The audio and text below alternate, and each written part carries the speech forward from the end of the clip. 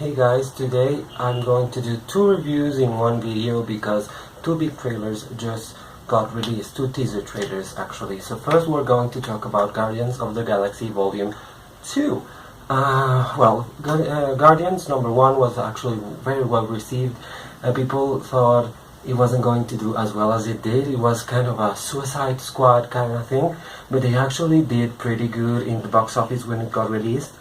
And people really liked it, despite that the superheroes in that movie are not really well known. I would compare them to Captain Marvel or to Doctor Strange, in the sense that wide audiences, around the world, don't really know those characters.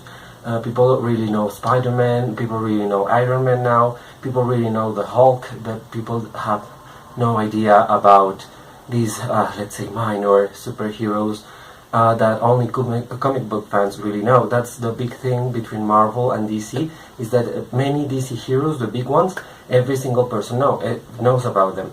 Every single person knows about Wonder Woman, Batman, Superman, Green Lantern, Flash, Aquaman. Everyone knows about them because of the, how was it? The Super Friends, the Super League. I don't really remember the name of the series, but because of that show, everyone knows DC big heroes. This is big heroes, and Marvel Comics hasn't done that well in the TV universe, to be honest.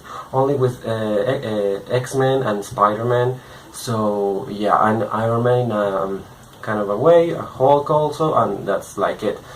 So these newcomer superheroes have a really tough time because of that. But as Guardians of the Galaxy number 1 proved, they actually were very well received because they were funny and because they mixed that with action sequences and science fiction and these new whole worlds and new things, but always keeping it real, if you want, in the sense that they are funny, but they also have like these deep moments. So I think that's what we see in this trailer. This trailer is very straightforward.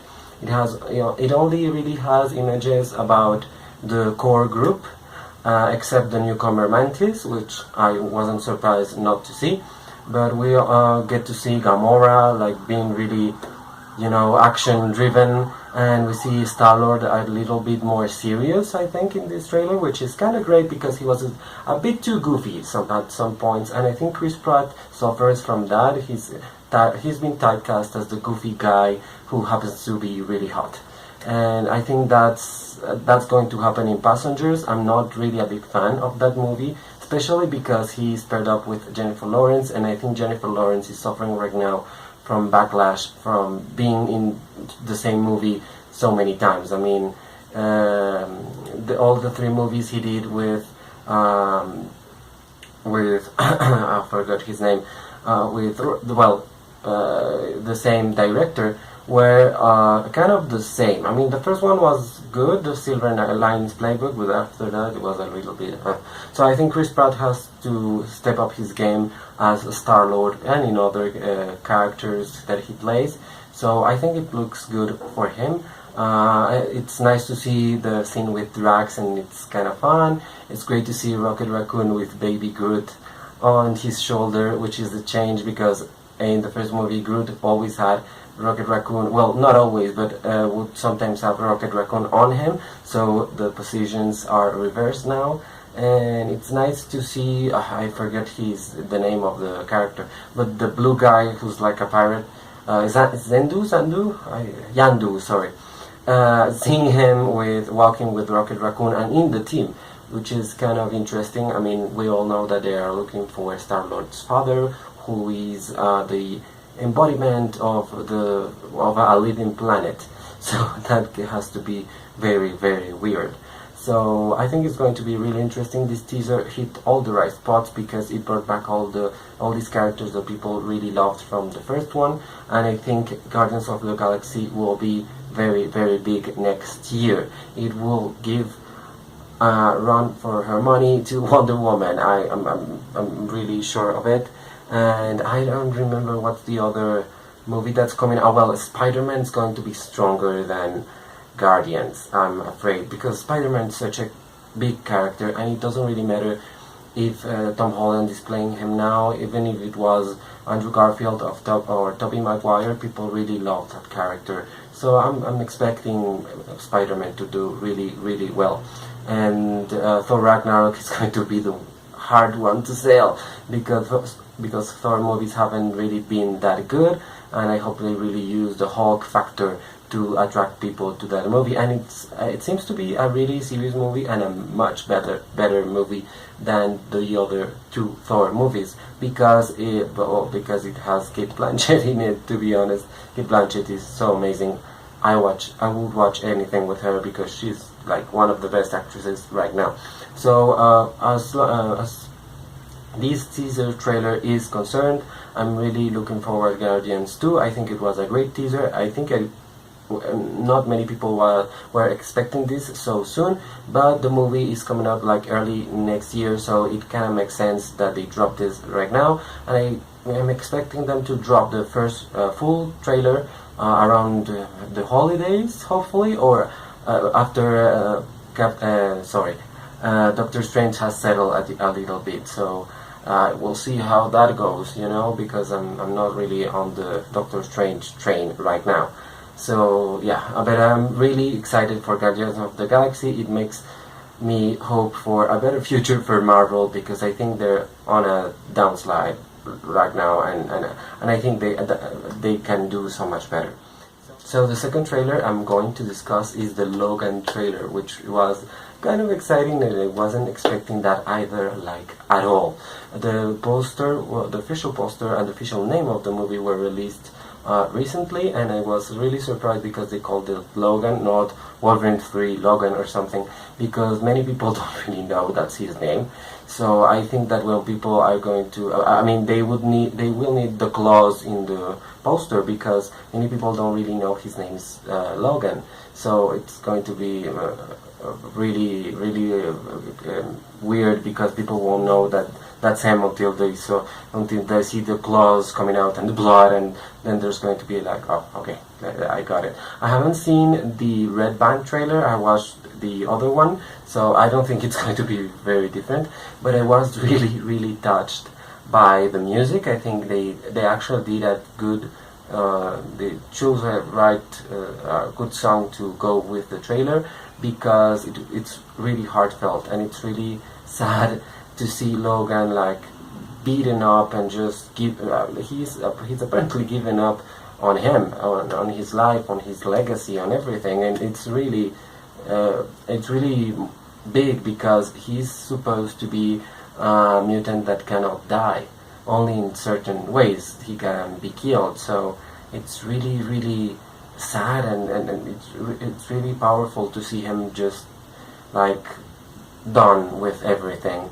And also seeing Patrick Stewart as Professor X, he's dying, he's very old, he's just like also done with every single shit, but apparently he's going to help Logan one last time, finding this little girl who's apparently, I'm not completely sure, but I thought I saw some claws on her. But we all know that she's X-23, which is a clone of Wolverine in the comics. So, and actually the professor says she's something like she's really close to you, she really looks like you, something like that, and that's a reference of her being a clone. So that's going to be really interesting to see who did that, and apparently it was Mr. Sinister, but they have said, but they have been a little mixed on saying if Mr. Sinister is going to be. Apparently yes, apparently no. Nothing is clear up until now, or who would play it, which would be amazing. Bryan Cranston, I think, said that he would be so interested in playing him, but who knows? I don't think he got the part because he said it like during filming, so it would haven't made any sense.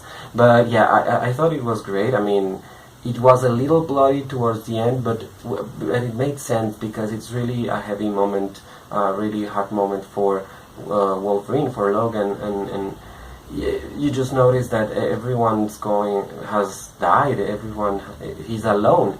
They are apparently the two last mutants remaining, and the appearance of this girl, it changes everything, and I think he wants to protect her, and he's going to do everything to make her to help her survive this like mutant holocaust.